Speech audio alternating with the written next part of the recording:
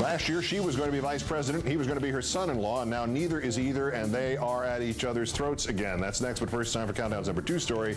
Tonight's worst persons in the world of bronze to Microsoft chair Steve Balmer. Speaking to the North Carolina Technology Association conference in Charlotte, he said that within 10 years, there will be computer devices that will be as flexible as a sheet of paper and technology that will be able to figure out what you meant to do.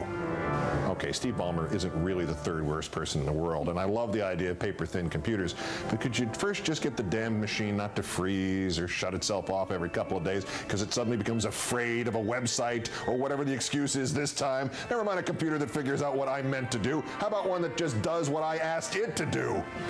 Thank you.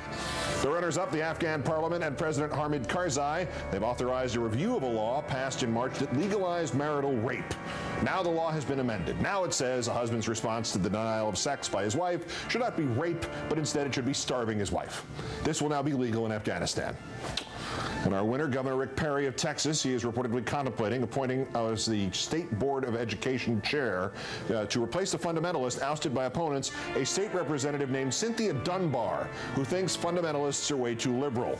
Ms. Dunbar wrote last year that then Senator Obama was plotting a terrorist attack on this country. She now claims President Obama is about to declare martial law. She believes public education is unconstitutional. She thinks public schools should be abolished. She insists government should be guided by a, quote, biblical litmus test. She got a law degree from Regent University, also known as Box Top U. Her supporters call their opponents the pagan left.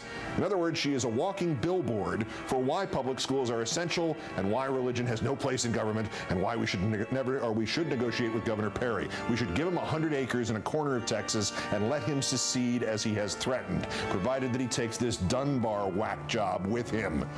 Governor Rick, let's make an opponent of public education chairperson of the Board of Education, Perry of Texas. Today's worst person in the world. Nice dye job.